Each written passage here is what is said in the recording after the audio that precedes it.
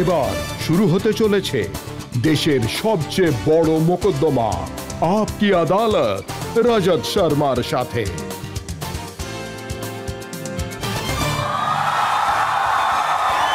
নমস্কার, thank you very much. আপকি আদালতে আজ আমাদের অতিথি হলেন এক এমন ব্যক্তিত্ব যিনি ইসলামিক স্কলার হিসেবে পুরো দেশে খ্যাতি অর্জন করেছেন, যিনি এডুকেশনের ফিল্ডে অসাধারণ কাজ করেছেন, যিনি মুসলমানদের মঙ্গলের জন্য খুব ভালো কাজ করেছেন। ইনি নিজের মতামত ব্যাপকভাবে প্রকাশ করেন, সঠিকভাবে বলেন। ইনি ঝগড়া বাড়ানোতে নয়, সমাধানে বিশ্বাস করেন। প্লিজ ওয়েলকাম মৌলানা মেহমুদ মদনী।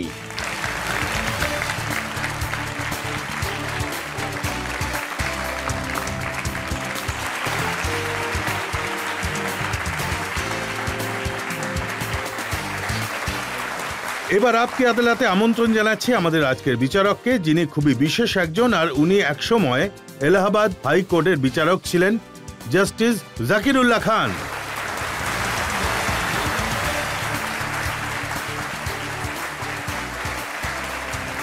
মোকদ্দমা শুরু করা হোক। তাহলে আসুন শুরু করা যাক আজকের মোকদ্দমা। আপকি আদালতে প্রথম অভিযোগ মৌলানা মেহমুদ মদনীর উপর। আপকি আদালতে জামিয়াত উলেমায়ে হিন্দের প্রেসিডেন্ট মৌলানা মেহমুদ মদনীর ওপর অভিযোগ হলো যে এনার চিন্তা ভাবনা খুবই রক্ষণশীল। মৌলানা সাহেব, এই কথাটা তো ঠিক যে জামিয়াত উলেমায়ে হিন্দ হলো 105 বছরের পুরনো অর্গানাইজেশন। তার মানে এটা তো নয় যে চিন্তা ভাবনাও 100 বছরের পুরনো হতে হবে। আর আজকালকার যুবকেরা যে আছে, ওরা অভিযোগ করে যে, ওরা বলে যখন আমরা দেওবন্দে যাই তখন আধুনিক সময় থেকে দূরে রাখা হয়, যেমন মেয়েদের রিলস তৈরি করতে দেওয়া হয় না। তাহলে কি আপনি মেয়েদের রিলস তৈরি করা নিয়ে ওকালতি করেন? হ্যাঁ, আমি তো চাই মেয়েরা রিলস বানাক আর ইনস্টাগ্রামে পোস্ট করুক। ব্যাপারটা হলো, যে কোনো ইনস্টিটিউশন হোক, ওটার একটা উদ্দেশ্য থাকে। এর উদাহরণ অনেক ধরনের মেন স্ট্রিম এডুকেশন ইনস্টিটিউশনে আপনি পাবেন, যেখানে মোবাইল রাখার জন্য আর ইউনিফর্মের জন্য আর এই ধরনের অনেক জিনিসের জন্য সীমাবদ্ধতা আছে। এটা শুধুমাত্র দারুল উলুম দেওবন্দের সাথে নয়, বরং যখন একটা বিশেষ এনভায়রনমেন্ট ক্রিয়েট করতে হয় যেখানে পড়াশোনা শেখানো ছাড়া ডিস্ট্রাকশন করা জিনিসগুলো থেকে বাঁচাতে হবে, এটাকে তো আপনি মানবেন যে আধুনিক সময়ের চ্যালেঞ্জিং বিষয়ের মধ্যে একটা হলো মোবাইলের মিসইউজ করা বা প্রয়োজনের থেকে বেশি ইউজ করা বা ব্যবহার করা। এই প্রবলেম শুধু ইন্ডিয়াতেই নয়, বরং গ্লোবাল ফেনোমেনন হয়ে গেছে। এর জন্য অনেক ধরনের নতুন রোগের সৃষ্টি হয়েছে, সেগুলো নতুন নতুন নামও দেওয়া হয়েছে।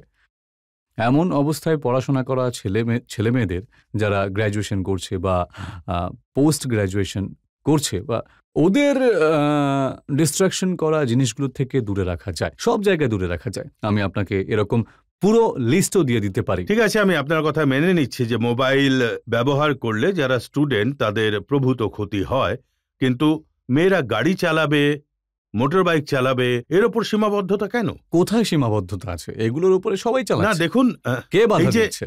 দারুল উলুমের ওয়েবসাইট আছে, হ্যাঁ, ওখানে প্রশ্ন করা হয়েছে। একটা মেয়ে প্রশ্ন করেছে উলেমাকে যে আমি কি মোটর বাইক চালাবো, গাড়ি কি চালানো যাবে? উনি বলেছেন যে না, এটা ইসলাম ধর্মে অবৈধ। এটা তো এখন উনি বলতে পারবেন, যে লিখেছে সে কি লিখেছে আর কবে লিখেছে, কোন কনটেক্সটে প্রশ্নটা করা হয়েছে। দেখুন, এই যে দারুল উলুমের ওয়েবসাইট আছে, এটা ওটারই প্রিন্ট আউট। হ্যাঁ, আসলে এটা আমার ডিপার্টমেন্ট নয়, তাই উনি কোন কনটেক্সটে এটা, বিজ্ঞপ্তির সাথেও তো এর অনেক সম্পর্ক আছে। যে প্রশ্নকর্তা, যে প্রশ্নকর্ত্রী, প্রশ্ন করার ধরনটা কিরকম, সেই অনুযায়ী উত্তর দেওয়া যায়। মৌলানা সাহেব, প্রশ্ন তো খুবই সোজা ছিল। আমি জানি না সোজা ছিল কিনা, কারণ আপনার প্রশ্নটাও খুবই সোজাসুজি, সেই জন্য। না, উনি লিখেছেন, এতে লিখেছেন is riding A bike or a car unlawful for female according to শরিয়া। আমি এটা বলতে পারবো না। আর আমার মনে হয় যে এটা নিয়ে যদি সঠিকভাবে প্রশ্ন করা হয় তাহলে উত্তর অবশ্যই পাওয়া যাবে। এটাকে এখন ঠিকভাবে কি করে বলবেন, একবার বলে দিন। প্রত্যেকটা জিনিসের একটা সীমা থাকে, যদি সেই সীমার মধ্যে থেকে যদি করা হয় তাহলে সেই জিনিসটা অ্যালাউ করা যাবে। যেমনটা উনি জিজ্ঞেস করেছেন যে আমি আইব্রোজ করি, তাহলে এটা কি ঠিক? তারপর বলা হলো ইসলামে এটা হারাম। আমি জানি না আপনি কত পুরনো পুরনো কোথা থেকে কি সব না জিনিস না, বের এগুলো তো করেছেন। সদ্য ওয়েবসাইট থেকে আমি বের করেছি। আমাদের যে ইয়াং ছেলে মেয়েরা রয়েছে তারা এসব প্রশ্ন জিজ্ঞেস করে। হ্যাঁ, জিজ্ঞাসা করা যে উচিত। ইসলামে নতুন নতুন ইস্যুস যে তৈরি হচ্ছে লোকজনের হ্যাঁ। জন্য, নতুন নতুন জিনিস আসছে এই সময় ইউজ করার জন্য, মেকআপ করার জন্য হোক। এবার উনি জিজ্ঞাসা করেছেন এটাও যে ফেসিয়াল করা, ট্যাটু করা, এটাও কি হারাম, অবৈধ ইসলামে? হ্যাঁ, ট্যাটু করা নিয়ে তো আমি জানি যে এটাকে অবৈধ বলে ধরা হয়েছে, কারণ ওই যুগেও এটা করা হতো। তাই এটা তো একদম ক্লিয়ার, এতে তো কোনো ডাউট নেই। কিন্তু বাকিটা প্রশ্নকর্তার প্রশ্নের উপরে নির্ভর করে কি কি জিনিস হতে পারে, কিভাবে দেখুন, হতে একজন পারে। মৌলানা তো যে বিয়েতে ডিজে বাজানো হচ্ছিল উনি নিকাহ করাবে না বলে দিয়েছিলেন। হ্যাঁ, অবশ্যই আমরা তো এই সিদ্ধান্তটা নিচ্ছি। আমরা এটা বলেছি যে যেই বিয়েতে ডিজে হবে, যেই বিয়েতে প্রয়োজনের থেকে বেশি খরচ করা হবে, যেই বিয়েতে প্রয়োজনের থেকে বেশি আলো টালো লাগানো হবে, যেই বিয়েতে এনভায়রনমেন্টের খেয়াল রাখা হবে না, যেই বিয়েতে গরিবের দারিদ্রতা নিয়ে মজা করা হবে, ওই বিয়েটা আমরা হতে দেবই না। আমাদের হাতে উপায় থাকলে ওটা হতে দেব না। আমি তো সরকারকেও বলি আইন হওয়া উচিত এ নিয়ে। এটা কি ধরনের কি চলছে যে বিয়েকে বিগ ফেট ওয়েডিং করে চলেছে আর গরিবদের নিয়ে মজাই করে চলেছে। গরিবরা ঠিকঠাক খাওয়ার মতো জল পর্যন্ত পাচ্ছে না। আপনি বিয়েতে এত আমরা উর্দুতে বলি যে তুষ্কো এহতেহামকে সাথ এত এত এত জাঁকজমকভাবে আপনি করেন, আপনি গরিবদের নিয়ে কোনো সিনসিয়ারিটি নেই আপনাদের কাছে, তাই না? এবার কিরকম দেশ তৈরি করতে চান, কিভাবে পৃথিবী চালাতে চান, আপনি এনভায়রনমেন্টের খেয়াল পর্যন্ত রাখেন না। কিভাবে করবে, বিয়ে কিভাবে করবে, এটা বলার এটা সোসাইটির মধ্যেই তো পড়ে, এটা সোসাইটির মধ্যেই পড়ে। সমস্ত সোসাইটির করা উচিত একসাথে। আমাকে আর আপনাকে মিলিত হয়ে করতে হবে এটা। সোসাইটিকে ভুল রাস্তায় যেতে দেব না আমরা। গরিবদের দারিদ্রতা নিয়ে মজা করতে দেব না আমরা কাউকে। রাষ্ট্রকে, দেশকে, সমাজকে ভুল রাস্তায় যেতে দেওয়া উচিত নয়। সবাইকে বসে ভালো করে এটা নিয়ে চিন্তা করা উচিত। তার মানে হলো যে ইউনিফর্ম সিভিল কোড যে আছে সেটাও প্রয়োগ হওয়া উচিত, তাই তো? এটাতে আপনার কি মন্তব্য তাহলে? কারণ ওটায় তো এটাই লেখা আছে যে বিয়ে সবার একই পদ্ধতিতে হোক। একই পদ্ধতিতে বলতে কি বোঝাচ্ছেন? এটাই তো সমস্যা। যদি সবার জন্য একই রকম ভাবে শুরু হলে পরে এটার কোনো এক হোয়াইট পেপার থাকা উচিত, তাই না? ডিসকাশন হওয়া উচিত। ভালো কথা যে ভালো জিনিস প্রয়োগ করা হোক, কিন্তু কোনো এটার ব্যাপার কোনো ইউনিফর্মিটি তো নেই। বলা হচ্ছে যে এক হওয়া উচিত। এবার যখন এক হওয়ার কথা বলবেন সেটাকে কে ডিনাই করবে? কিন্তু যেটাকে আনা হচ্ছে সেটা তো এক নয়। কিভাবে প্রয়োগ করবেন, কোন ফরম্যাটে প্রয়োগ করবেন সেটাতে ডিসকাশন। কিন্তু ওখানে তো এটা বলা হয়নি যে নিকাহ করতে চায় তাকে 7 পা ঘুরতে হবে। হ্যাঁ, ঠিক আছে, তাতে সমস্যাটা কি? এখন ভারতবর্ষে হচ্ছেটা কি তাহলে? ভারতবর্ষে গোটা দুনিয়া সমস্যা এসে গেছে। এটা একটা কমন ফেনোমেনন হয়ে গেছে যে আপনার সামর্থ্য রয়েছে তো 50,000 টাকা খরচ করার, আপনি লোক দেখাতে গিয়ে 20 লক্ষ টাকা খরচ করছেন। টাকা জমানো শুরু করেন এই কারণেই তো যে সেই টাকাগুলো আপনি খরচ করুন বাচ্চাদের এডুকেশনের উপরে, শিক্ষার উপর খরচ করুন। ওই একদিনের জন্য ওই যে বলা হয় না 4 দিন কি চাঁদনি ফির আন্ধেরি রাত হ্যায়, এখন তো নাটক শুরু হয়ে গেছে। দেখুন, বর্তমান যুগে যেসব বিয়ে হয়, আমি জানি না সেই ব্যাপারে আপনি কতটা জানেন, সেই সবকটা বিয়েই ক্যামেরার জন্য হয়। বরমালা পড়ানোর সময়ও 3-4 বার রিটেক করা হয়। আপনি বলুন। আর তাদের স্ট্যাটাস, তাদের ঐতিহ্য, ওটা দিয়েই বোঝা যায়। প্রতিযোগিতা শুরু হয়েছে লোক দেখানোর। তাই আমাদের বিয়েতে আমি 10 লক্ষ টাকা খরচ করে ফেললাম। আমার পাশের বাড়িতে যে লোকটা রয়েছে সেও তার সমকক্ষ হওয়ার জন্য 10 লক্ষ টাকা খরচ করেন, আর তার সেই জন্য সে কতটা নিজের জন্য বিপদ ডেকে আনে। তাই এটা সমাজের পক্ষে খুবই ক্ষতিকারক। সমাজের লোকেদের, আপনাদের মতন লোকেদের, শিক্ষিত লোকেদের। দেখুন, আপনি যে কথাটা বলছেন খুব ভালো কথা বলছেন, এই খরচার ব্যাপারটা, কিন্তু এটা তো নয় যে ইসলামে মেয়েদের যেমন নিজেদের আইব্রো করাতে নিষেধ আছে, গাড়ি চালানোতে নিষেধ আছে, তাদের বিয়েতে মিউজিকের ওপরেও নিষেধ আছে? এই প্রশ্নটা মিউজিক না না না না, মিউজিকের ওপরে হলে তো মিউজিকের ব্যাপারে আগে থেকেই ওপিনিয়ন তৈরি করা হয়েছে, তাই আমরা সেই ওপিনিয়নের বাইরে কেন যাব?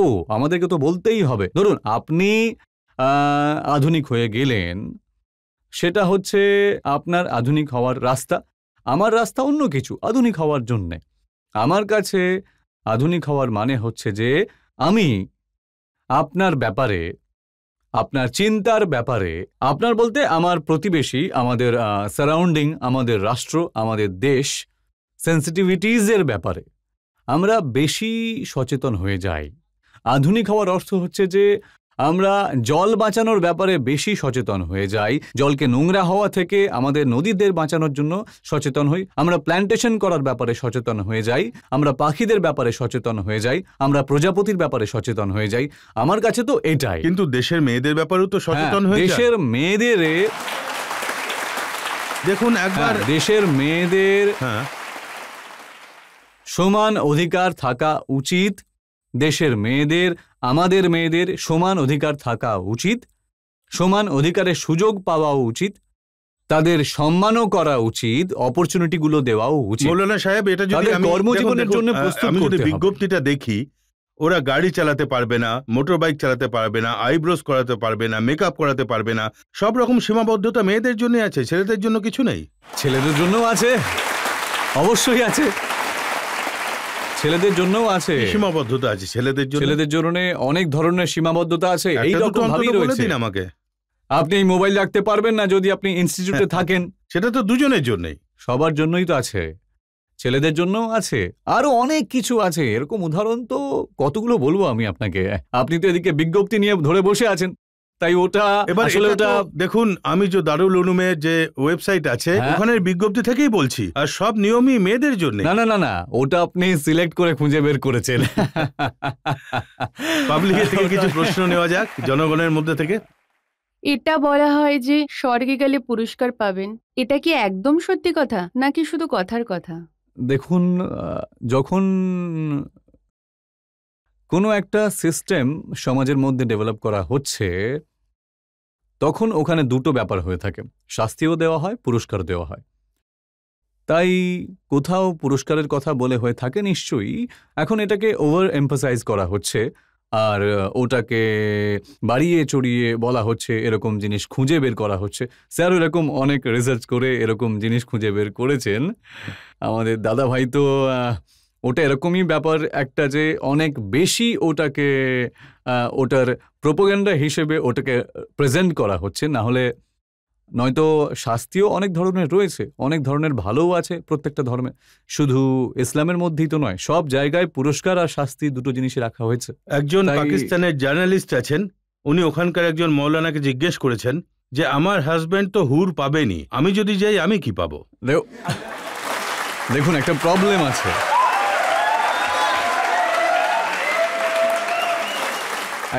একটা প্রবলেম আছে,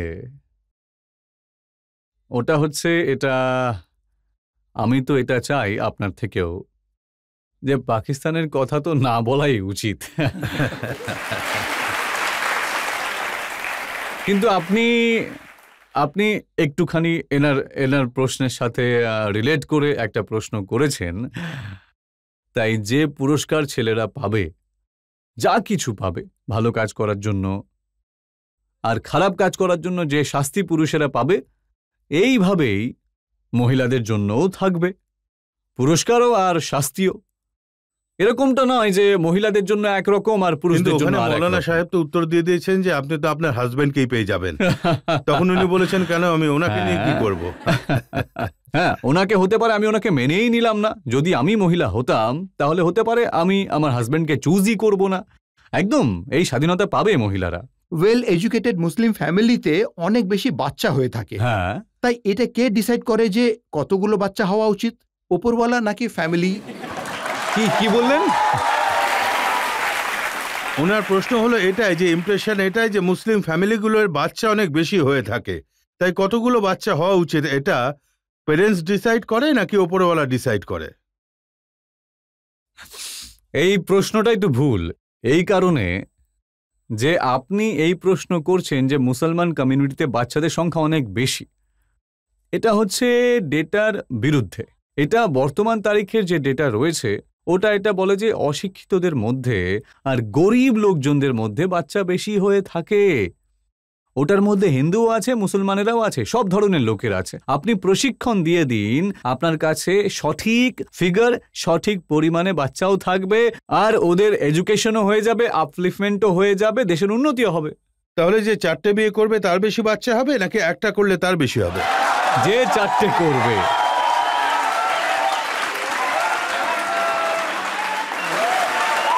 এই বিষয়ের উপরেও ডেটা রয়েছে।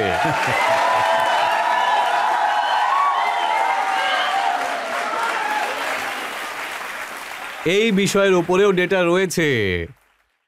মানে আজকাল তো পৃথিবী উন্নতি করে ফেলেছে অনেকটাই। প্রত্যেকটা কাজ রিসার্চ বেসড হওয়া উচিত, ইনফরমেশন বেসড হওয়া উচিত নয় যে আপনার সাথে পাওয়া গেছে, অন্য কারোর সাথে পাওয়া গেছে, কেউ এসে কিছু বলল। আপনি সব সংখ্যাগুলোকে বের করে নিন না একবার। বেশি করে বিয়ে কোথায় হচ্ছে, কারা কারা এক্সট্রা ম্যারিটাল অ্যাফেয়ার্সে আছে, কারা কারা কোন কমিউনিটির লোকেরা বেশি আছে এসবে। এগুলো মুসলমান হিন্দুর ব্যাপারই তো নয়। সংখ্যার কোনো ব্যাপার নেই মুসলমান হিন্দুদের মধ্যে। একজনের থেকে বেশি কারোর সাথে সম্পর্ক রাখার ব্যাপার ওইটা নয়। অন্য কোনো ধর্মে তো একটার বেশি বিয়ে করার অনুমতি নেই। হ্যাঁ নেই, কিন্তু তারপরেও কারা বেশি আছে এসব একটু দেখে নিন না, ইন্ডিয়াতেই দেখুন। আচ্ছা, আপনি বলছেন যে অনুমতি নেই, তারপরেও কোথাও কোথাও রাখা হয়েছে। এটাই তো হচ্ছে। তাই ওটা নিয়ে কি বলবো? আমার তো মনে হয় না লোকেরা এই ব্যাপারটা নিয়ে একমত হবেন। আমি তো অনেক সময় এটাই বলে থাকি যে একটা বিশেষ এনভায়রনমেন্ট ক্রিয়েট হয়ে গেছে। আমার তো একটা কথা যদি লোকেরা মেনে নেয় তাহলেও বড় ব্যাপার, অনেক বড় ব্যাপার হয়ে যাবে আমার কাছে, সৌভাগ্যের ব্যাপার হবে। আরো একটা সাবজেক্ট যেটা নিয়ে বর্তমানে খুবই আলোচনা হচ্ছে, সেটাও 100 বছরের পুরনো আইন, সেটা হলো ওয়াকফ নিয়ে। আর ওয়াকফ বোর্ডের আইনে যে অ্যামেন্ডমেন্ট করা হচ্ছে সেটাও আউটডেটেড চিন্তা ভাবনার জন্য ওটাকে অ্যাকসেপ্ট করা হচ্ছে। দেখুন, প্রথমত এই প্রশ্নটা 100 বছরের পুরনো আইন, এই প্রশ্নটা ভুল পুরোপুরি। এই আইন তো সদ্যই অ্যামেন্ড হয়েছে, 95-এ হবে হয়তো, এর উপরে কাজও চলছে। প্রথম কথা তো এটা। দ্বিতীয় কথা হলো যে আওকাফ মানে কি, এটা বোঝাটা খুব দরকার। আমাদের ভারতে বিশেষ করে লোকজনদের একটা অভ্যেস আছে সব ধর্মের মধ্যেই, যে ওরা দান করে গরিবদের জন্য। তাই কিছু লোকেরা কিছু জিনিস দান করেছে, আর ওই দান করা জিনিসের ম্যানেজমেন্টের জন্য একটা সিস্টেম এর প্রয়োজনীয়তা অনুভব হয়েছে ইংরেজদের আমলে, আর ওনারা একটা অ্যাক্ট তৈরি করেছে। তারপর 53-তে 54-এ অ্যামেন্ডমেন্ট হয়েছে বা তৈরি করা হয়েছে এটা নতুনভাবে। তারপর 95-এ হয়েছে, তারপর 2013-তে ওটার মধ্যে কিছু হয়েছে। এটা প্রয়োজন অনুযায়ী এই ব্যাপারগুলোকে মডিফাই করা হয়েছে। এখন এই যে নতুন অ্যামেন্ডমেন্টের সিস্টেম ডেভেলপ করা হচ্ছে, এখন পাল্টানোর চেষ্টা করা চলছে, এটা ওটার যে প্রয়োজনীয়তা ছিল, যে প্রয়োজনের জন্য এত দূর পর্যন্ত এসেছিল, ওটাকে বেটার করার বদলে আবার পিছনের দিকে নিয়ে চলে যাচ্ছে। তাই আমাদের এটাতে 2-3টে ব্যাপার আরো আছে। মোটামুটি ওয়াকফের কাছে দেশের মধ্যে 9 লাখ একর জমি আছে, আর এই জমি 3 নম্বরে আছে। রেলওয়ে আর ডিফেন্সের পরে সব থেকে বেশি জমি। এটা শুধু দুটো স্টেটের, তামিলনাড়ু আর তেলেঙ্গানা বা অন্ধ্র, দুটো স্টেটে এর মধ্যে কমপক্ষে 1 লক্ষ একর বেশি জমি শুধু 2-3তে হিন্দু এন্ডনমেন্টসের কাছে আছে। বাকি ইন্ডিয়ার কথা তো বলছেই না আমি। এটা তো পুরো ইন্ডিয়াতেই আছে, যে আপনি যেটা বলছেন 7,40,000 বা 7,80,000 কিছু একটা একর রয়েছে।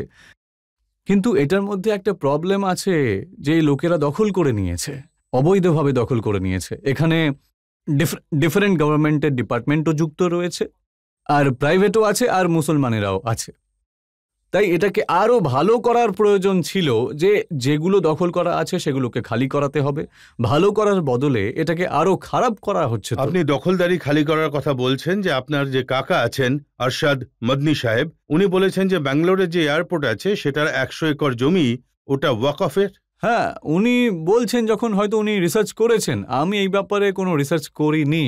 আর আমরা লোকেদের কথা না বলে বরং কথাগুলো বলি সেই প্রজেক্ট এখন প্রজেক্টটা তো বর্তমান তারিখে দেশে যেরকম পরিবেশ তৈরি করা হচ্ছে, ওই পরিবেশটাকে দেখে জানি না কেন আমার মনে হয়, যদি আমাকে কারেক্ট করে দেবেন আপনি, ওই পরিবেশটাকে দেখে এরকম মনে হয় যে কোনো এই ওয়াকফ বোর্ড ইন্ডিয়ার না, অন্য কোনো প্রতিবেশী শত্রু দেশের, এটা প্রথম কথা। আর ওয়াকফ বোর্ড তৈরি হয় কিভাবে আপনি জানেন? আমি চাই ওয়াকফ বোর্ড ভারতের মুসলমান বানাক।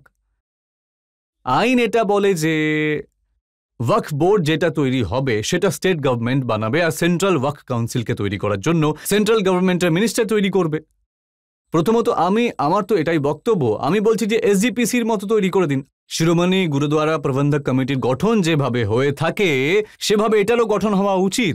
আজ পর্যন্ত এরকম গঠন হয় না। সরকার নিজের ইচ্ছে মতো নিজেদের লোকজনকে বসিয়ে দেন, সিলেকশন করে, ওই কিছু একটু আধটু একটা পার্ট আছে, ওখানে ইলেকশন করে মোতাবাল্লি থেকে একটা নাম্বার চলে আসবে, অমুক জায়গা থেকে চলে আসবে। তাই এটা হলো অনেক বড় একটা ডিবেট, এটাকে ভালো করার প্রয়োজন রয়েছে, কিন্তু আপনি তো খারাপ করার চেষ্টায় আছেন এটাকে। দেখুন, ইমপ্রেশন তো এটাই দেওয়া হচ্ছে যে পুরো দেশে 200-র কাছাকাছি লোক আছে যাদের দখলদারি আছে এই সব জমিগুলোতে। হ্যাঁ, সেই জন্যই দখলদারি বন্ধ করা উচিত। বন্ধ করার জন্য ওই প্রসেসটাকে আরো স্ট্রং করা উচিত। আপনি তো এটাকে আরো সহজ করে দিচ্ছেন, দখলদারদের দখল মুকুব হয়ে যাক। দখলদারেরা তো 2005-এর আমি পড়েছি, ওরা বলছে যে তাজমহল নাকি ওয়াকফের জমি। যারা সেটা বলছে সেটা ঠিক আছে। দেখুন, আপনি একটা ব্যাপারে বুঝুন যে এই তাজমহল যদি ওয়াকফের জমি হয় তাহলে সেটা ওয়াকফের জমিও আবার এএসআই এর কন্ট্রোলে আছে।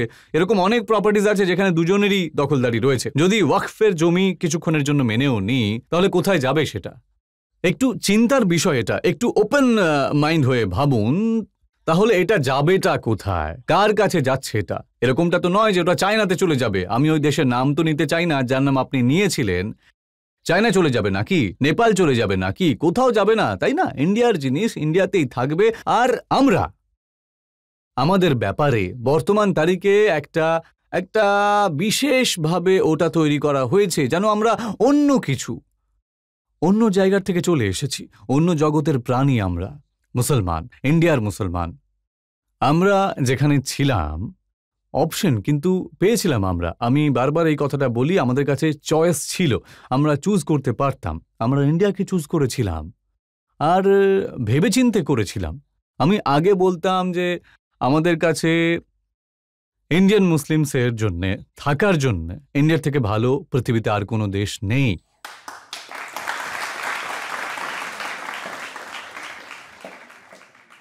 কিন্তু আজকে এমন কঠিন পরিস্থিতিতে আমরা দাঁড়িয়ে রয়েছি যে ভাবি বলা উচিত হবে নাকি উচিত হবে না। আমাদের এই সুযোগটা যদি থাকতো তাহলে আমরা সেইভাবেই বুক ফুলিয়ে এই কথাটা বলতে পারতাম। তাই ওই সিচুয়েশন থেকে বের করাটা তো আপনাদেরই কাজ। হয়তো এটা চিন্তার বিষয় না তো যে প্রশ্ন করা হচ্ছে, এটা জিজ্ঞাসা করা হচ্ছে যে তামিলনাড়ুর একটা গ্রাম যেটা 1500 বছরের পুরনো, ওখানে একজনও মুসলমান থাকে না, সব হিন্দুদের বসবাস, ওখানে মন্দির আছে, ওটাকে বলা হচ্ছে যে ওটা ওয়াকফ বোর্ডের জমি। আচ্ছা, যদি আমি এটা বলি যে আপনার এই স্টুডিও ওয়াকফ বোর্ডের জমি, আমি কি করে বলতে পারি এই কথাটা? কেউ বিশ্বাস করবে? আর এই যে সিস্টেম, কোনো সিস্টেমই কি এটার জন্য নেই? যতগুলো কোর্ট তৈরি হয় না, ট্রিব্যুনাল, স্পেশাল ট্রিব্যুনালের উপরে এই প্রবলেমটা আছে। ব্যাপারটা ট্রিব্যুনালের কাছে যাবে। ট্রিব্যুনাল কে তৈরি করে? সেটা একটা নর্মাল কোর্ট। কোনো নর্মাল কোর্টকে একটা স্পেশাল অ্যাক্ট অনুযায়ী ট্রিব্যুনাল ডিক্লেয়ার করে দেওয়া হয় যে এটা ওয়াকফের ট্রিব্যুনাল। ওই ট্রিব্যুনালে এই যে জাজমেন্ট দেওয়ার লোকেরা থাকে, তাকে আমি বসাবো না ওখানে। আপনিও হবেন না যে ঠিক আছে ভাই, এই দুজন মুসলমান মিলে যা ইচ্ছে তাই করে চলেছে।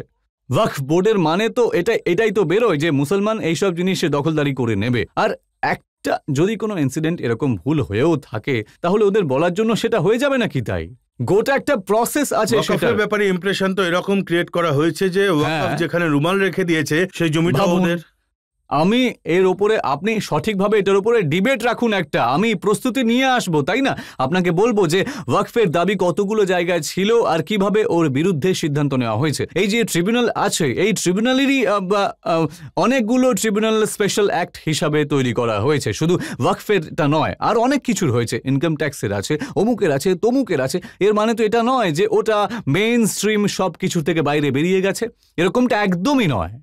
তবে এখন তো মামলাটা পার্লামেন্টের সামনে আছে, জেপিসির সামনে আছে। একটা ব্যাপার পার্লামেন্ট আর জেপিসির আছে, ওটার থেকে বড় মামলা আছে পাবলিক ডিসকোর্সের এই ব্যাপারটা আছে, যে এটাতে তো এদেরকে উপেক্ষা করা হচ্ছে আর এটা অন্য কোথাও চলে যাচ্ছে সমস্ত জমিগুলো। আর ওয়াকফ বোর্ডও কোথা থেকে তৈরি হচ্ছে, সব ওয়াকফ বোর্ড একটা সিস্টেমের মাধ্যমে তৈরি হচ্ছে না যে এগুলো অন্য কোথাও যাচ্ছে।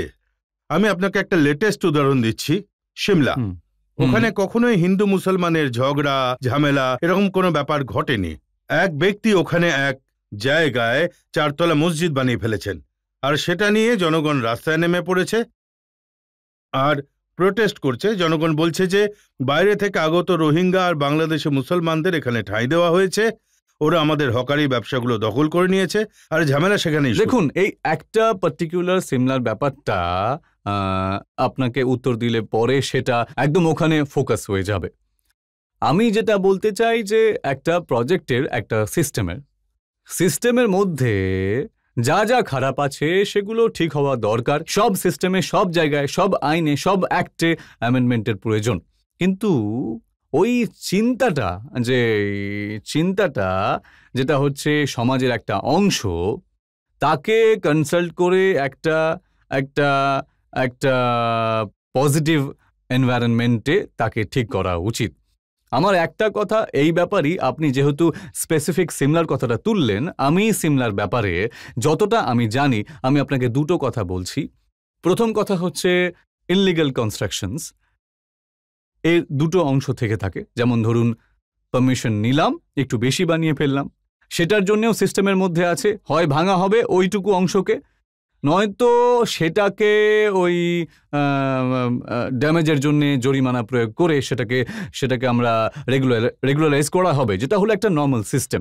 সেই সিস্টেমে যে জিনিসটা, সেটা ইন্ডিভিজুয়ালও হতে পারে বা সেটা সোসাইটিরও হতে পারে, যারই হোক, সবার জন্য একটা আইন, একটা সিস্টেম তৈরি আছে, তার উপরে ইমপ্লিমেন্টেশন হওয়া উচিত, কাউকে কোনো ছাড় দেওয়া উচিত নয়।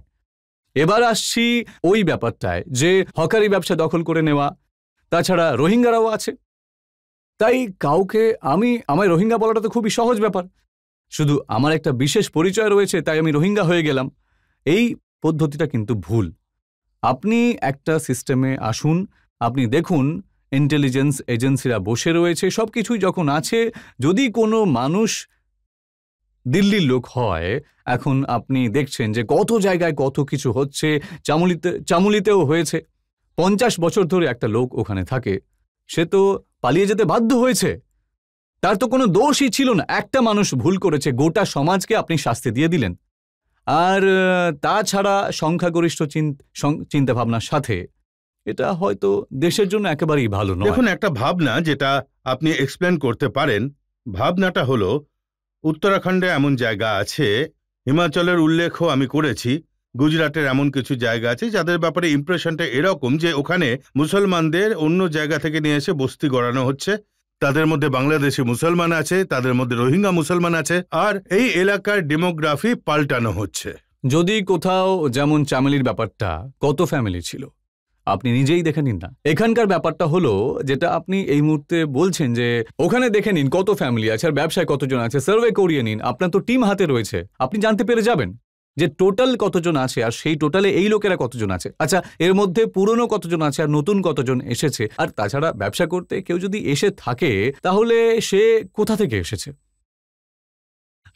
থেকে এসেছে, তার ব্যাকগ্রাউন্ড কি আছে, এটা তো সমস্ত রাজ্যের সমস্ত এজেন্সি লোকেরা রয়েছে, সমস্ত সিস্টেম হাতে রয়েছে। কিছু ব্যাপারে অভিযোগ করে, বলে যে এদের আসার ফলে ল অ্যান্ড অর্ডার সিচুয়েশন খারাপ হচ্ছে, ওদের আসার ফলে প্রায়শই ঝগড়া ঝামেলা হচ্ছে। আচ্ছা, এখন আমি কাকতালীয়ভাবে দেখছিলাম যে আপনারই চ্যানেলে হয়তো 2-4 দিন আগে যে ওখানকার লোকাল লোক এটা বলছিল যে দাদা, এটা কোনো একটা উদাহরণ দেখান যে গত 2 বছরে কত কেস হয়েছে এরকম।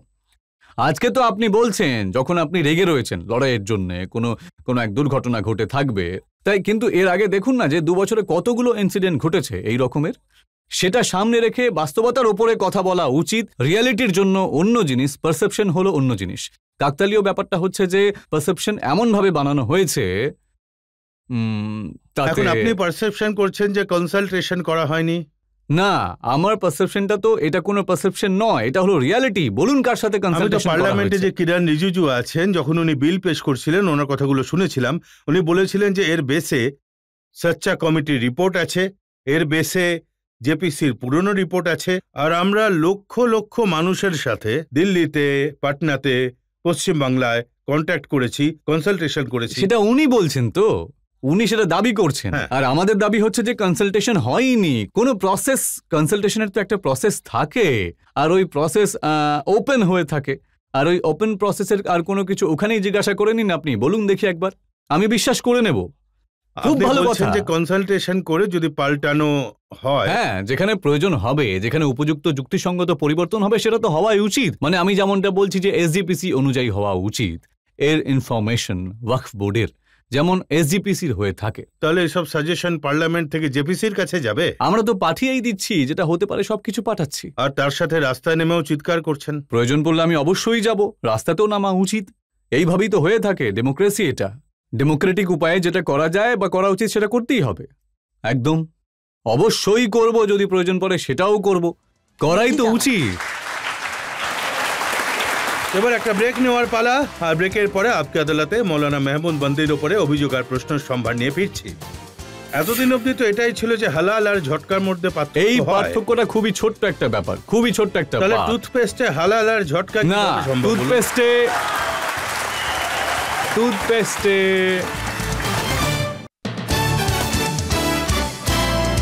ওয়েলকাম ব্যাক আপকে আদালতে। আজ আমাদের অতিথি হলেন জামিয়াত উলেমায়ে হিন্দের চিফ মৌলানা মেহমুদ মদনী। আপকে আদালতে পরবর্তী অভিযোগ। आपकी আদালতে জমিয়ত উলেমায়ে হিন্দের প্রেসিডেন্ট মৌলানা মেহমুদ মদনীর ওপর অভিযোগ হলো যে ইনি ধর্মের নাম নিয়ে ব্যবসা করেন। দেখুন, জামিয়াত উলেমায়ে হিন্দ হলো হালাল ট্রাস্ট, একটা হালাল কাউন্সিল অফ ইন্ডিয়া, যেটার সার্টিফিকেট আপনি ইস্যু করেন। আর এটা বলা হয় যে ওটা থেকে প্রচুর রোজগার হয়, খুব বড় ব্যবসা এটা। তাতে ভুলটা কি আছে? আমি আমারটা আপনার সামনে তুলে ধরতে পারি যে কতটা ট্যাক্স দিতে হয়, কতটা খরচ করতে হয়, আর কি সারপ্লাস পড়ে থাকে। এটা কোনো বিজনেস না, এটা একটা সার্ভিস। একদমই এটা বিজনেস নয়, এটা অবশ্যই একটা সার্ভিস। বিজনেস তখন হবে যখন প্রফিট, এক্সপেন্সেস ইত্যাদি সব বের করার পর প্রফিট কি হচ্ছে, সঞ্চয় কি হচ্ছে, ওগুলোর জন্যই তো বিজনেস করা হয়। তাই আপনাকে আমি গত 3 বছরেরটা দেখিয়ে দেব যে কি সারপ্লাস পড়ে রয়েছে। প্রত্যেক সার্টিফিকেটের জন্য 10,000 টাকা নেন? না না না না, একদমই না। কোনো সার্টিফিকেটের জন্য 10,000 টাকা নেওয়া হয় না। এটা ভুলভাল ইনফরমেশন আছে আপনার কাছে। না, এই ইনফরমেশন এই রেজিস্ট্রেশনের জন্য কোনো কোম্পানির 10টা প্রোডাক্ট আছে, ওগুলোকে রেজিস্টার করাতে হবে। আচ্ছা, এই সিস্টেম কিন্তু আমরা করিনি। এই সিস্টেম পুরো তৈরি করা হয়েছে মিনিস্ট্রি অফ ফুড প্রসেসিং আর ডিফারেন্ট ডিপার্টমেন্ট, আইএসও, আর সেই কান্ট্রিগুলোর জন্য যেখানে যে ইম্পোর্টিং কান্ট্রিজ আছে, ওদের যে সার্টিফিকেশন বডিজ আছে, ওদের কোলাবোরেশনে, ওদের পরামর্শে, ওদের সিদ্ধান্ত দ্বারা এই সিস্টেম ডেভেলপ করা হয়েছে। দেখুন, একটা জিনিস একটু বোঝান। হ্যাঁ, কোনো খাবার দাবারের জিনিস হোক, হ্যাঁ। কোনো মিট হোক, এই ধরনের জিনিস যেগুলোর ওপর ওই হালাল বা হারাম লেখা যেতে পারে, আগে অবশ্যই। কিন্তু টুথপেস্ট, হ্যাঁ, তেল, হুম, সাবান, হ্যাঁ। ওগুলো হারাম বা হালাল কি করে হতে ব্যাপারটা পারে? হচ্ছে, আগে তো এটা বলুন, আমার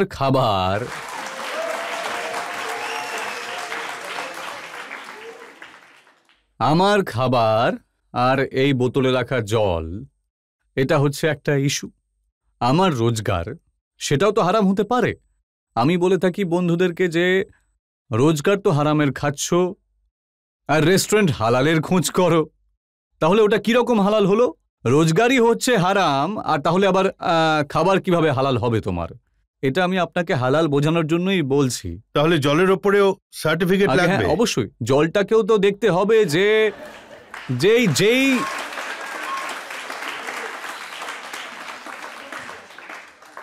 যেই কেমিক্যাল দিয়ে এই জলটাকে পরিশোধন করা হচ্ছে বা যেই বাসনে বা যেই মেশিনে ঢেলে এই জলটাকে পরিশোধন করা হচ্ছে, ওই জল আদৌ কি পবিত্র নাকি না?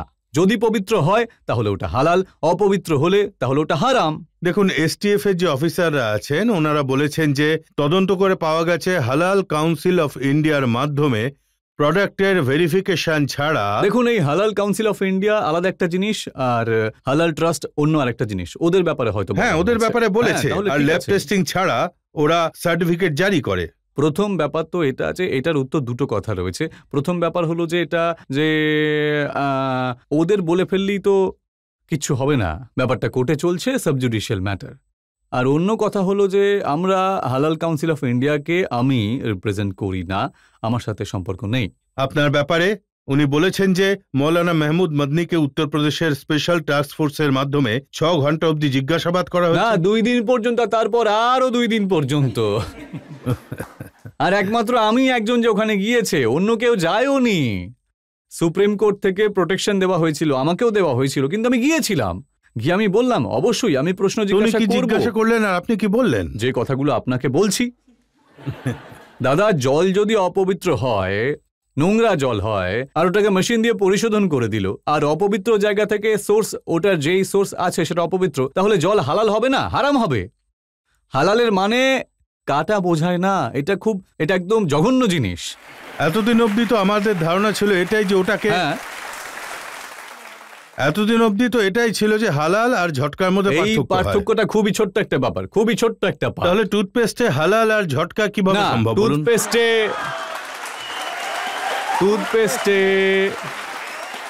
টুথপেস্টে চর্বি মেশানো বা এমন ম্যাটেরিয়াল মেশানো হয়ে থাকে, আমি তো ভেজিটেরিয়ান লোকজনদের কথাও বলছি, এমন ম্যাটেরিয়াল মেশানো হয়ে থাকে যেটা জেলাটিন দিয়ে ইত্যাদি তৈরি হয়েছে, হাড় দিয়ে তৈরি করা হয়। তো তাহলে তো সেটা ন্যায্য হবে না। মুখের মধ্যে আপনি লাগাবেন, ওটাকে ইউজ করবেন, সেটা কি করে হবে? আচ্ছা, তেল খাওয়ার তেল হলে তো এরকমই হবে, বা লাগানোর তেল। এই নারকেল তেলে তো এটাই প্রসেস আছে, তাই না? ধরে নিন পশুদের চর্বি মিশিয়ে রেখেছে, তাই ওটাকে এরকম আপনাকে আপনার সার্টিফিকেট তৈরি করানোর জন্য আরো একটা ব্যাপার রয়েছে। এটা আমার শর্ত নয়, শর্ত হচ্ছে ইম্পোর্টিং কান্ট্রিজের। আপনি এক্সপোর্টও করতে চান, আবার পেটে যন্ত্রণাও হচ্ছে আপনার, তাই এটা তো ঠিক নয়। দুটো জিনিস তো চলবে না, এক্সপোর্ট বন্ধ করে দিন, আমার কোনো প্রবলেম নেই, আমি এটা করিনি।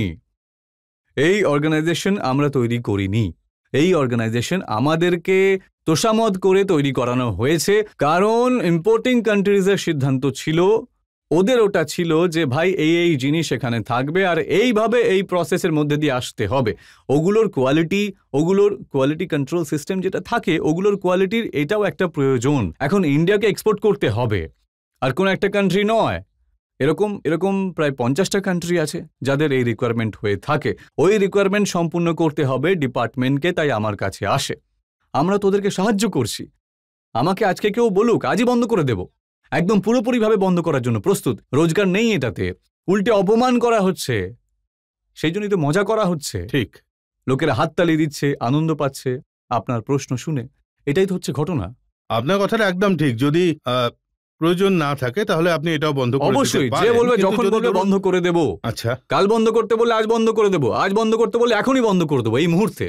জামিয়াত নামে আপনার যে সংস্থা আছে সেটা মেয়েদের বোরখাতেই রাখতে চায় আর ছেলেদের আলাদা পড়াতে চায়, তাই আপনার কি মনে হয় না যে মেয়েদের ইকুয়াল অপরচুনিটিস পাওয়া উচিত আর বোরখা থেকে মুক্তি পাওয়া উচিত? হ্যাঁ,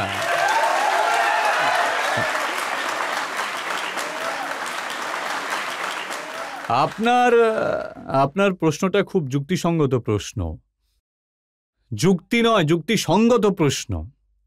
তাই একটা কথা, আপনি এটা বলছেন যে বোরখা থেকে মুক্তি পাওয়া উচিত, আপনার প্রশ্ন এটা, আর আমি এটা মনে করি বোরখা থেকে মুক্তি মিলুক বা না মিলুক, ওদের অবশ্যই প্রশিক্ষণ দেওয়া উচিত, শিক্ষা অবশ্যই দেওয়া উচিত। কোনো এক বাচ্চা মেয়ে যে বোরখা পরেনি, যেমন আপনি নিজে, আপনার পড়াশোনা করার সম্পূর্ণ অপরচুনিটিস পাওয়া উচিত, আর এমন এনভায়রনমেন্ট হওয়া উচিত যে আপনি সেফ ফিল করবেন। আপনি যদি এরকম হতেন যে আপনি এটা চাইতেন যে হিজাবেই থাকলেই আপনি নিজেকে সেফ ফিল করছেন, তাহলে আপনি নিজের ভালো থাকাটা অনুভব করতে পারছেন। সেখানে আপনাকে পড়াশোনা করার সুযোগ এই জন্য দেওয়া হবে না কারণ আপনি হিজাব পরে রয়েছেন। এটা কি বেশি ভালো হবে নাকি ওটা বেশি ভালো হবে? আমরা এটা মনে করি আপনি হিজাব পরতে চান না, আপনাকে অনেক অভিনন্দন। আপনাকে তা সত্ত্বেও যে আপনি হিজাব পরেননি তাই কেউ যদি এটা বলে যে ও খালি মাথায় ঘুরবে, তাহলে ও সেফও থাকবে না। এটা হওয়া উচিত নয়। যে কোনো মূল্যে আপনার পড়াশোনার সম্পূর্ণ সুযোগ পাওয়া উচিত। আমার মেয়ে, আমার বোন, আপনার বোন, এরা নিজে কমফোর্টেবল মনে করে না এরকম ইনস্টিটিউটে যেখানে ছেলে মেয়েরা একসাথে পড়াশোনা করে। তাই আমি এটা মনে করি যে পড়াশোনাটা বেশি প্রয়োজন। সেটার জন্য আমাদেরকে মেয়ের জন্য আলাদা, শুধু মেয়েদের জন্য ইনস্টিটিউট তৈরি করতে যদি হয়, কিন্তু পড়াশোনাটা আবশ্যক। না, পড়া থেকে বঞ্চিত যাতে না হয়, নিজের মুখোশের জন্য, নিজের বোরখার জন্য বা নিজের মেয়েদের। আচ্ছা, অনেকগুলো ইনস্টিটিউট কিন্তু অলরেডি আছে। আমি তো এটা বলছি যে মেয়েদের ইউনিভার্সিটি তৈরি করা উচিত, মেয়েদের মেডিকেল কলেজ তৈরি করা উচিত। আছেও সেটা, অনেক মেডিকেল কলেজ এই দেশে আছে যেগুলো শুধু মেয়েদের জন্য, লেডি হার্ডিং আছে। তাই আমার বক্তব্য এটাই যে মেয়েদেরকে প্রশিক্ষণ অবশ্যই দেওয়া উচিত। সেটার জন্য আমাদেরকে আলাদাই তৈরি করতে হয়, হোক না। এখন কেউ যদি কমফোর্টেবল থাকে সবার সাথে পড়াশোনা করার, খুব ভালো কথা, তাদেরকে ওখানে সুযোগ পাওয়া উচিত। আমি জানতে চাইছি, যেমন দারুল উলুম আছে, দেওবন্দ আছে, ওখানে প্রশিক্ষণ নেওয়ার জন্য মেয়েদেরকে বোরখা পরাটাকে কম্পালসারি? ওখানে তো মেয়েদের প্রশিক্ষণই হয় না, কিন্তু মেয়েদের এই ধরনের প্রশিক্ষণের শুধু মেয়েদের ইনস্টিটিউট বিদ্যমান রয়েছে। এটা তো আরো খারাপ ব্যাপার যে এত বড় ওয়ার্ল্ড নোন ইনস্টিটিউশন থাকতেও মেয়েরা অ্যাডমিশনই পায় না ওখানে। আমি তো ওই একসাথে প্রশিক্ষণের বিরুদ্ধেই তো রয়েছি। আমি নিজেই একসাথে চাই না। সম্পূর্ণ সুযোগ পাওয়া উচিত, সম্পূর্ণ প্রশিক্ষণ পাওয়া উচিত, একসাথে যেন না হয়। আপনি দেবেন না ওই সুযোগটা? না, আমার বক্তব্য হচ্ছে যে যেখানে যে সুযোগ পাবে সেখানে পড়ুক না, অবশ্যই পড়ুক। আরো একটা ব্রেক নেওয়ার পালা, আর ব্রেকের পর আপ কি আদালতে মৌলানা মেহমুদ মদনির উপর পরবর্তী অভিযোগ। আপনি বললেন আপনি মোদি সাহেব প্রাইম মিনিস্টারের প্রশংসা করেন। আপনি এটা চান যে আমি ওনার প্রশংসা না করি আর সবসময় নিন্দা করতে থাকি? এটা কি করে সম্ভব? Welcome back. আপ কি আদালতে আজ আমাদের অতিথি হলেন জামিয়াত উলেমায়ে হিন্দের চিফ মৌলানা মেহমুদ মদনি। আপ কি আদালতে পরবর্তী অভিযোগ। आपकी আদালতে জামিয়াত উলেমায়ে হিন্দের প্রেসিডেন্ট মৌলানা মেহমুদ মদনির ওপর অভিযোগ হলো যে ইনি পর্দার আড়াল থেকে রাজনীতি করেন। এখন মৌলানা সাহেব, লোকেরা বলে যে আপনি পলিটিক্সে তো নেই, কিন্তু পলিটিক্স পুরোপুরি করেন।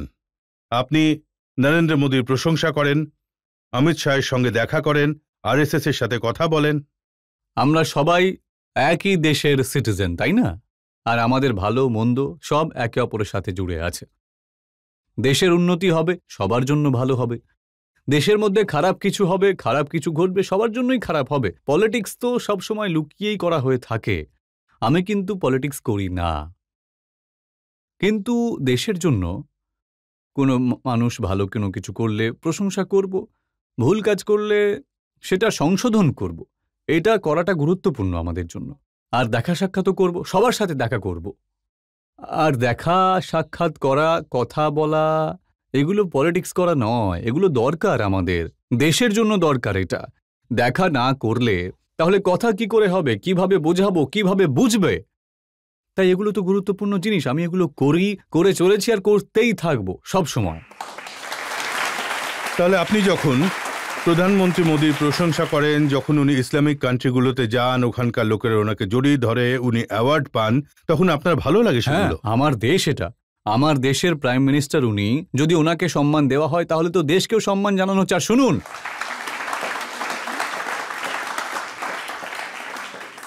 এখানে আমার ওনার পলিসিগুলোর সাথে সম্পূর্ণতা মতানৈক্য আছে আর থাকবেও। ডিসএগ্রিমেন্টস আছে, প্রায় অনেক জিনিসের বড় বড় ডিসএগ্রিমেন্টস আছে। কিন্তু দেশের বাইরে গেলে যদি কেউ অসম্মান করার চেষ্টা করে তাহলে আমার জীবনটাও ওনার জন্য উৎসর্গ করতে পারি, লড়াই করব পুরোপুরিভাবে। মদনী সাহেব, আমাদের দেশের লোকেরা বাইরে গিয়ে বলে যে ভারতবর্ষের মুসলমানদের প্রতি অন্যায় করা হচ্ছে, ভারতবর্ষে মুসলমানদের পরিস্থিতি খুবই খারাপ, আমেরিকাতে, ইউকেতে। এটা তো আমিও বলবো, যেসব প্রবলেম আছে ওগুলো নিয়ে তো আমিও বলবো। যেসব প্রবলেমগুলো আছে যদি ওগুলো সলভ করার চেষ্টা না করা হয় তাহলে আমি সব জায়গাতেই যাব, যেখানেই যাব ওখানেই কাঁদবো, এখানেও কাঁদবো, বাইরেও কাঁদবো, কাঁদুনি তো আমাকে গাইতেই হবে। তাই এই জন্য এগুলো তো এটা আলাদা ব্যাপার, ওটা আলাদা ব্যাপার। আরশাদ মদনী সাহেবের বক্তব্যে আমি দেখছিলাম উনি বলছেন যে দেশ স্বাধীন হওয়ার পর মুসলমানদের পরিস্থিতি সব থেকে বেশি খারাপ হয়েছে, এমন পরিবেশ তৈরি করা হচ্ছে যে মুসলমানদের বেঁচে থাকার কোনো অধিকার আর নেই। দেখুন, একদিকে মিডিয়া আছে, একদিকে একটা বিশেষ ধরনের পারসেপশন ক্রিয়েট করা হয়েছে। আচ্ছা, এটা আপনার কি মনে হয় না যে প্রয়োজন রয়েছে এগুলো কারেক্ট করার? যদি এগুলো কারেকশন করা না হয়, কারেকশন করার জন্য সিনসিয়ার এফর্ট দেবে না গভর্নমেন্টের দিক থেকে, মিডিয়ার দিক থেকে আর সিভিল সোসাইটির দিক থেকে, তাই এটা দেশের সাথে বন্ধুত্বতা নয়, আমি তো এটাকে বিশ্বাসঘাতকতাই বলবো। তাই এই সিচুয়েশনটাকে পাল্টানোর জন্য আমাদের সবাইকে একত্রিত হয়ে এফর্ট দিতে হবে। সিচুয়েশন তো খুবই খারাপ। আপনাকে এখানে ডাকার উদ্দেশ্য এটাই আগে হ্যাঁ, যে আমরা একসাথে এই সিচুয়েশনটার উন্নতি করার জন্য কিছু করতে পারি। কিন্তু যে দাবি সরকার পক্ষের আছে, সবকা সাথ সবকা বিকাশ, সেটা কি হচ্ছে? জানি না, আমি তো এটা নিয়ে আমার একদম মনে হয় না যে এটা নিয়ে যেরকম সিনসিয়ার এফর্ট দেওয়া উচিত সেটা কি হচ্ছে, আমার মনে হয় না সেটা। কারণ আমরা সবসময় সরকারের লোকজনদের যখন কথা শুনি যে রেশনে, বিদ্যুতে, বাড়িতে কোনো ভেদাভেদ করা হয় না, সে হিন্দু হোক মুসলমান হোক সবাই। সেটা তো খুব ভালো, যদি এরকম হয়ে থাকে তাহলে খুবই ভালো কথা। কিন্তু ন্যায় বিচারে, আইনের ইমপ্লিমেন্টেশনেও সমতা থাকা উচিত, ঠিক কি না? তবেই হবে ঠিকঠাক।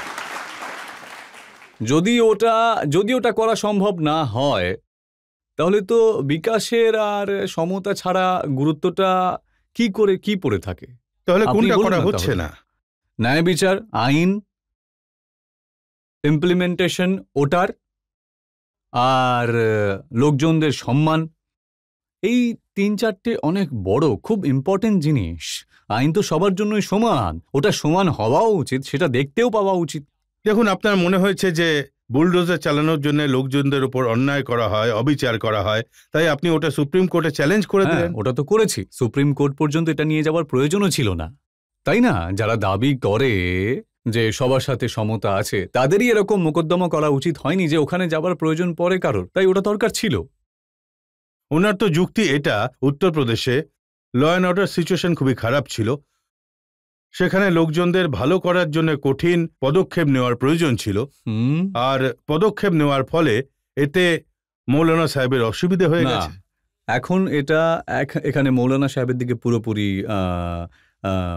শিফট করবেন না আপনি, বরং প্রশ্ন শুধু এই ব্যাপারটা নিয়ে যেখানে বলা হচ্ছে যে ল অ্যান্ড অর্ডারকে ঠিকঠাক রাখা, এটা খুব ভালো কথা যে ল অ্যান্ড অর্ডারকে ঠিকঠাক রাখার জন্য যেরকম কঠিন থেকে কঠিনতম অ্যাকশন নেওয়া উচিত সেটা নেওয়া উচিত, কিন্তু ওই অ্যাকশনটা নেওয়ার জন্য একটা সীমা থাকা উচিত। ওই সীমাকে যদি অতিক্রম করা হয় তাহলে সেটা উচিত হবে না। কিন্তু ওনার দাবি যে আগে পুলিশ সামনে দৌড়তো আর মাফিয়া আর গুন্ডারা ওদের পেছনে তাড়া করত, এখন গুন্ডারা দৌড়ায়, মাফিয়া দৌড়ায়, পুলিশ তাদের পেছনে তাড়া করে। হতে পারে উনি ওই কথাটা হয়তো সত্যিই বলছেন, আমি ওই পার্টিকুলার কথাটা নিয়ে কিছু বলতে চাই না, আমি শুধু ওই ব্যাপারটা নিয়েই বলতে চাই যে ইমপ্লিমেন্টেশন সবার জন্য সমান আর এই একই ধরনের হওয়া উচিত, ভুল পথে করা উচিত নয়। কিন্তু যদি আপনার মতো লোকেরা কোনো মাফিয়ার বিরুদ্ধে অ্যাকশন নেওয়ার জন্য অবজেকশন করেন তাহলে বলুন। কোথায় অবজেকশন করছি? অ্যাকশন নেওয়ার জন্য করছি না, সীমা অতিক্রম করার জন্য করছি। এখানে শুধু মাফিয়ার ব্যাপারটা তো নয়, সাধারণ মানুষজন, এখন সে অভিযুক্ত, অপরাধী নয়, কোথাও কোনো জায়গা থেকে কনভিক্ট হয়নি। আচ্ছা, আরও একটা ব্যাপার একটু বলুন তো, আমি অপরাধ করেছি, শাস্তি আমার বুড়ো মা বাবাকে দেওয়া হচ্ছে, এটা কিরকম ব্যাপার হলো? আমি একটা এক্সাম্পল দিচ্ছি আপনাকে। মুখতার আনসারি, ওনার বিরুদ্ধে তো অনেকগুলো কেস ছিল, গোটা উত্তরপ্রদেশ জানে, বড় গ্যাংস্টার ছিলেন উনি।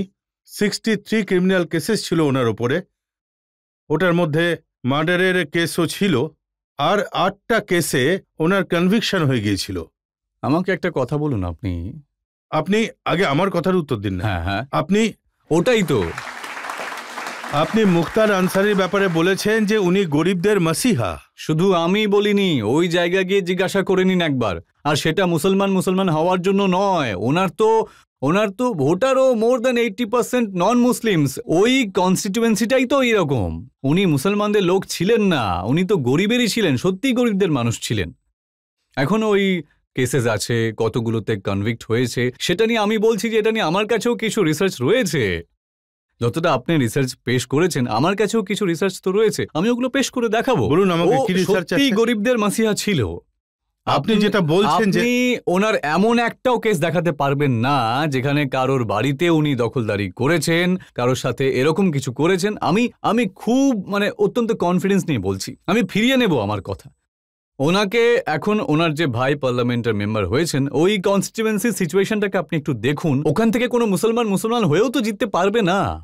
না, আমি হিন্দু মুসলমানের কথা বলছি না, কিন্তু আপনি তো ওই কনটেক্সটে আমাকে প্রশ্ন করছেন, কারণ তাই না? ওনার ব্যাপারে বলেছিলেন, তাই জন্য আমি আপনাকে জিজ্ঞাসা করছি। আমি তো বলবো, যেটা আমি বলছি সেটা বলছি, পুলিশের রেকর্ডে আছে, ওটা আদালতের রেকর্ডে আছে। ঠিক আছে, আদালতের রেকর্ড আছে, আর আদালতের অন্য রেকর্ডও আছে। অনেকগুলো কেসে ওনাকে ওটাও দেওয়া হয়েছে। হ্যাঁ, আমি শুধু ওই কেসগুলোর কথাই বলছি যেগুলোতে উনি শাস্তি পেয়েছেন। তো ঠিক আছে, শাস্তি হয়েছে তো শাস্তি হয়েছে, উনি তো শাস্তি ভোগ করছিলেনই।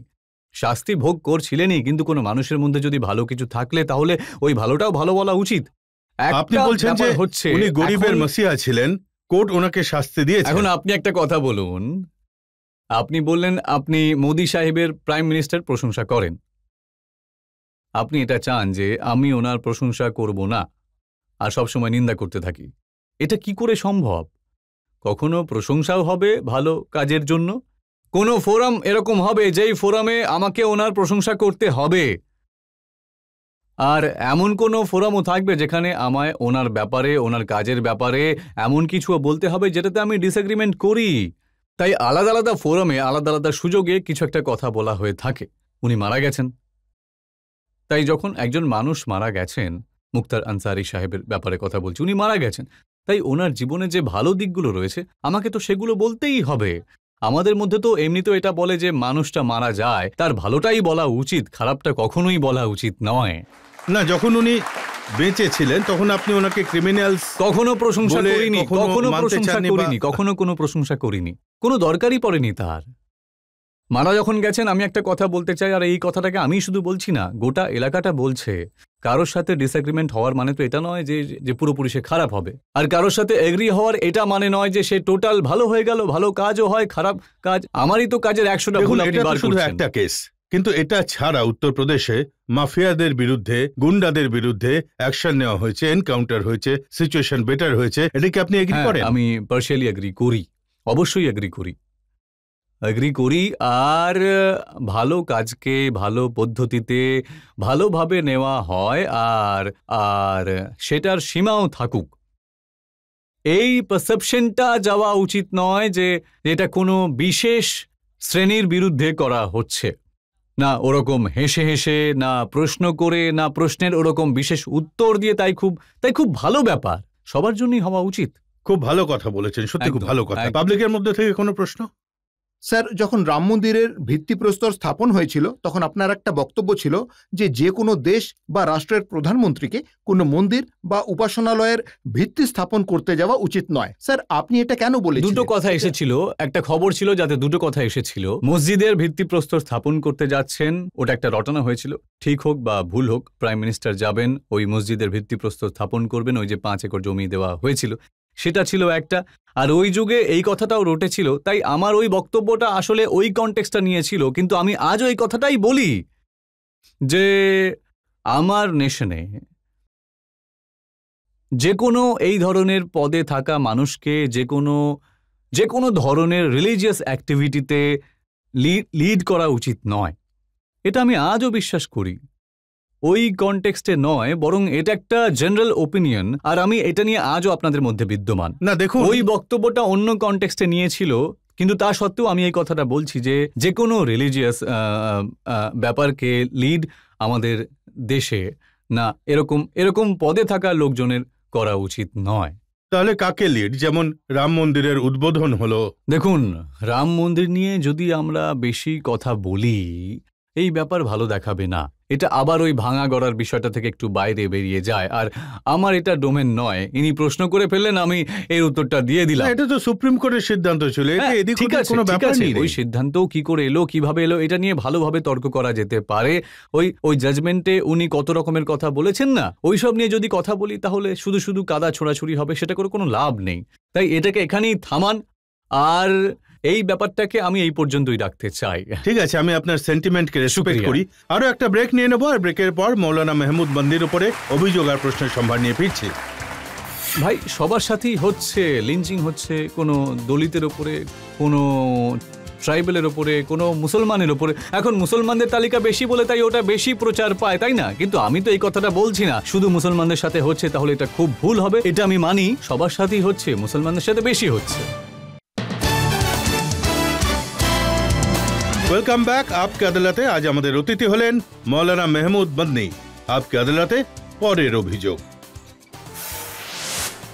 आपकी अदालते जमियत उलेमाए हिंदेर प्रेसिडेंट मौलाना महमूद मदनीर ओपरे अभियोग हलो जे इनी अपराध करा मानुषदेरই पाशे थाकेन। এটা আমার অভিযোগ নয়, কেন্দ্র সরকারের মন্ত্রী গিরিরাজ সিং উনি বলেছেন যে দেওবন্দ হলো সন্ত্রাসবাদীদের গঙ্গোত্রী, আর উনি বলেছেন যে হাফিজ সঈদ সহ আরো অনেক সন্ত্রাসবাদীরা দেওবন্দের সাথে যুক্ত আছে। ওনাকে অভিনন্দন, অনেক অভিনন্দন। আর আপনার বক্তব্য দেখেছি যে এরকম হাজারটা কেস আছে যার বিরুদ্ধে ইউএপিএ লাগানো হয়েছে, টেরোরিজমের কেস আছে, গ্রেপ্তার করা হয়েছে। ওদের সবার হয়ে কোর্টে আপনি লড়াই করছেন, ওকালতি করছেন। ওকালতি করানো আর মানুষকে সাফাই দেওয়ার অধিকার আমাদের এই সিস্টেমে দিয়েছে। আমি কিভাবে কারোর ওকালতি করতে পারবো? আমি কে হই? আমি কেউ নই কারোর ওকালতি করার জন্য। এটা তো আমাদের সংবিধান দিয়েছে, এই অধিকার তো সংবিধান দিয়েছে। আর যদি এই পর্যন্ত হয়, যদি কারোর কাছে উকিল না থাকে তাহলে কোর্ট নিজে অ্যাপয়েন্ট করে থাকে উকিল। তাই এটা তো কিছু, তাহলে যার কাছে উকিল নেই সে টেররিস্ট হোক, আপনি তার জন্য উকিল অ্যাপয়েন্ট করবেন? এটা ঠিক করা যে কে টেররিস্ট এই সিদ্ধান্ত ল এনফোর্সিং এজেন্সিস করবে নাকি জুডিশিয়ারি করবে। এখন আপনি এরকম, আমি 100টা উদাহরণ দেব যেখানে আমরা সবাই কোনো কেস লড়িনি। আপনি ক্রিমিনালদের কথা বলেন, আমি খুবই কন্ট্রোভার্সিয়াল কথা বলছি। আফজাল গুরু ফাঁসি দেওয়া হয়েছে, কিন্তু আউট অফ টার্ন প্রায়োরিটি বেসিসে ফাঁসি দেওয়া হয়েছে। এটার মানে কি বলুন তো? কিন্তু কোর্টের আদেশে কিন্তু আউট অফ টার্ন দেওয়া হয়েছে, প্রায়োরিটি বেসিসে দেওয়া হয়েছে। কেন করা হয়েছে এটা? সবাইকেই দিতে পারত, লাইন ধরে যত লোকেরা ছিল তাতে যখন ওর নাম্বার আসতো ওকেও দেওয়া হতো। অবশ্যই দিন আপনি। কেন এটা করেছে? এটা একটা প্রশ্ন। তাই একটা বিশেষ শ্রেণীকে আপনি কাঠগড়ায় দাঁড় করিয়ে দিয়েছেন। এখানে তো আপনাকে শুধুমাত্র, সেই সময় অন্তত নরেন্দ্র মোদী সরকার ছিল না। যারই থাকুক না কেন, আমি সরকার নিয়ে কথা বলছি না। আমি কোথায় সরকারের বিরোধিতা করছি? আমি সরকার আউট অফ টার্ন এই জন্য যে কেউ করুক, যেটা ভুল সেটা ভুল, তাই জন্য আমি এই প্রশ্নটা তুলেছি। এটা তো আপনার প্রশ্নের থেকে একেবারে আলাদা। এটা আমার তরফ থেকে প্রশ্ন। আপনার প্রশ্ন হলো যে আপনি ক্রিমিনালদের, সন্ত্রাসবাদীদের সাপোর্ট করেন, ঠিক আছে? তো আমি এটাই বলছি। এখানে একটা এক্সাম্পল দিচ্ছি আমি। 1000 লোকজনের নাম আপনাকে আমি দিয়ে দেব যাদের আমি সাপোর্ট করিনি, কখনো করিনি। আর এমন উদাহরণও আছে যে আমাদের এখানে লোকেরা অ্যাপ্লাই করেছে, আমরা ওদেরকে সাপোর্ট করিনি, কোনোদিনও করতে পারি না। কোনো সন্ত্রাসবাদীকে কখনো সাপোর্ট করা উচিত নয়, আর জিরো টলারেন্স হওয়া উচিত।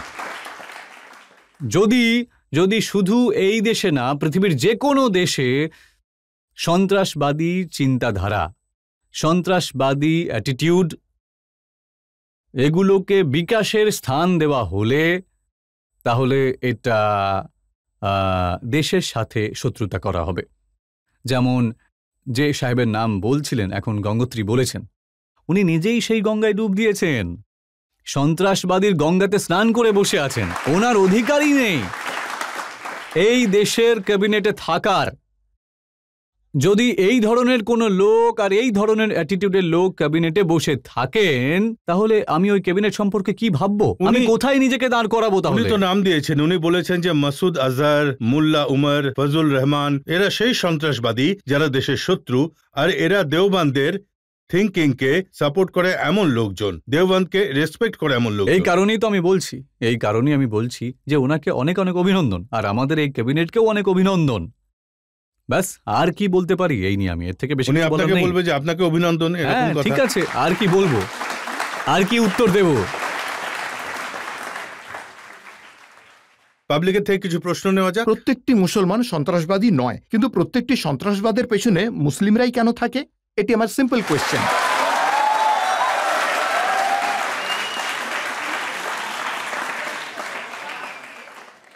এটা তো খুব পুরনো আর একঘেয়ে প্রশ্ন হয়ে গেল। এটার উত্তর অনেক আগে বারবার দিয়েছি আমি। এখন রিসেন্টলি বস্তারে আর গত 1 বছরেরই যদি আপনি বের করে দেখেন যত ইনসিডেন্টস হয়েছে, আর ওগুলোতে আমাদের যতগুলো সেনা শহীদ হয়েছেন, যদি ওনাদের রেশিও বের করে দেখেন, তাহলে কোনো মুসলমানের তরফ থেকে ঘটানো ইনসিডেন্ট, আর আমি এখন ওদের হিন্দু বলবো না, কারণ হিন্দু বললে তাহলে আবার ওই হিন্দু মুসলমান হয়ে যাবে। 70 আর 30 রেশিও আপনি পাবেন না ওখানে। 70% আপনি ওখান থেকে আসাম পর্যন্ত যাবেন, আর গোটা মধ্য ভারতকে দেখে নিন একবার, সব জায়গার ওখানে দেখে নিন না। আরও একটা কথা রয়েছে, একে ধর্মের নজরে দেখা উচিত নয়। যেমন আপনি কাশ্মীরের ইনসিডেন্টকে যদি আপনি ধর্মের নজরে দেখেন, তাহলে আমার মনে হয় না যে আপনি সুবিচার করবেন, খুব খুব অবিচার করা হবে। ধর্ম নয় ওটা, ওটা ধার্মিক ইস্যুই নয়, ওটা রিজনাল ইস্যু। সেটা বস্তারের ঘটনা হোক আর সেটা বারমুলার ঘটনা হোক, যে কোনো জায়গার হোক। আমি আপনার সাথে একদম একমত। যারা সন্ত্রাসবাদী হয়ে থাকে, যারা কাউকে মেরে ফেলে, ওরা কোনো ধর্মের হতে পারে না। ওরা হিন্দুও নয়, মুসলমানও নয়, শিখও নয়। এটাই কি আপনি বলতে চাইছেন? এটা তো একটা ছোট্ট ব্যাপার।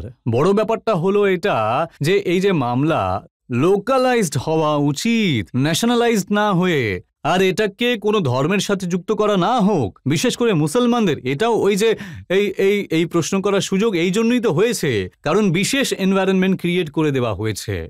এখন এই যে এনভায়রনমেন্ট ক্রিয়েট করা হচ্ছে, এটা গোটা পৃথিবীতে বলা হচ্ছে যে ভারতবর্ষে মুসলমানদের উপর অন্যায় হচ্ছে, লিঞ্চিং হচ্ছে, মেরে ফেলা হচ্ছে, তাই না?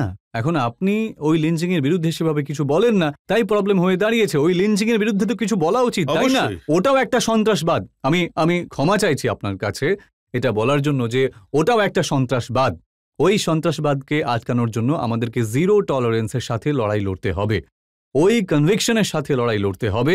আমি এটা হতে দেব না, না এটা হতে দেব না, ওটা হতে দেব। ওটা কনভিকশন নয়, মিডিয়ার কাছেও নেই, আবার সরকারের কাছেও নেই, ল এনফোর্সিং এজেন্সিজের কাছে রয়েছে। কিন্তু এরকম তো নয় যে শুধু মুসলমানদের লিঞ্চিং করা হয়। যেমন আপনি বললেন যারা সন্ত্রাসবাদী হয় ওরা হিন্দুদেরও করে, যে কারোর সাথেই হতে পারে। একদম ঠিক বলেছেন। একটা বড় লম্বা, আরে আমি মুসলমানদের কথা বলছি না স্যার, আমার একটা অভ্যেস আছে, ক্ষমা চেয়ে নিচ্ছি। আমি মুসলমানদের কথা যখন আমরা এই দেশে থাকি তখন দেশের কথা বলছি, মুসলমানদের কথা বলছি না। আপনার কাছ থেকে প্রচন্ড ননসেন্স এটা, প্রচন্ড ননসেন্স এটা যে আমি মুসলমানদের কথা বলতে শুরু করব। হ্যাঁ, মুসলমানদের ইস্যুও দেখা যায়। একটা কথা আপনি ভালো করে বুঝে নিন, আমি জামিয়াতের ব্যাপারেও বলি, জামিয়াত উলেমায়ে হিন্দ মুসলমানদের অর্গানাইজেশন হওয়া উচিত নয়, এটা হলো দেশের অর্গানাইজেশন। আর যদি আমরা দেশের ব্যাপারে চিন্তা করে ব্যাপারগুলো না করি, তাহলে সেটা আমাদের দুর্ভাগ্য হবে, খারাপ ভাগ্য হবে। তাই আমি যদি জামিয়াত উলেমা হিন্দের কোনো পদে বসে থাকি, তাহলে আমি দেশের জন্য বসে আছি। না, যখন আপনি মেনে নিচ্ছেন যে লিঞ্চিং সব জায়গায় হচ্ছে, তাহলে যখন আপনি নিপীড়নের কথা বলেন, তখন তো আপনি হিন্দুদের ওপর নিপীড়ন হচ্ছে বলেন না? ভাই, সবার সাথেই তো হচ্ছে। লিঞ্চিং হচ্ছে কোনো দলিতের ওপরে, কোনো ট্রাইবেলের ওপরে বা কোনো মুসলমানের ওপরে। এখন তো মুসলমানদের তালিকা বেশি বলে তাই ওটা বেশি প্রচার পায়, কিন্তু আমি তো এই কথাটা বলি না যে মুসলমানদের সাথে এরকম হচ্ছে, শুধু মুসলমানদের সাথে এরকম হচ্ছে। এটা ভুল কথা একেবারে। যদি কেউ বলে থাকে যে শুধু মুসলমানদের সাথেই হচ্ছে তাহলে এটা অন্যায়, সবার সাথেই হচ্ছে, মুসলমানদের সাথে বেশি হচ্ছে। আর স্যার ওটাতে আপনাকে অনেক বড় একটা ভূমিকা নিতে হবে, আপনাকে লিড নিতে হবে। আমি আপনার উপর এই আশা করছি আপনি এই দেশকে বাঁচানোর জন্য, উন্নতির জন্য আর কোনায় কোনায় বসে থাকা কমিউনিটির জন্য আপনাকে যোদ্ধা হয়ে এগিয়ে আসা উচিত। আপনার মতো লোকজনদের উপরে অনেক আশা রয়েছে। সরি, আমার এইসব করার প্রয়োজন নেই, সুযোগ নেই, কিন্তু আমি আপনাকে এই কথা দিচ্ছি যে এই কাজে আমি কখনো পেছনে সরব না। আমি আপনার কাছে খুব কৃতজ্ঞ। আমি আপকে আদালতে আজ আমরা মোকদ্দমা চালাচ্ছি মৌলানা মেহমুদ মদনির ওপর। এখন সময় হলো একটা ব্রেকের, আর ব্রেকের পর শুনবো আজকের বিচারকের সিদ্ধান্ত।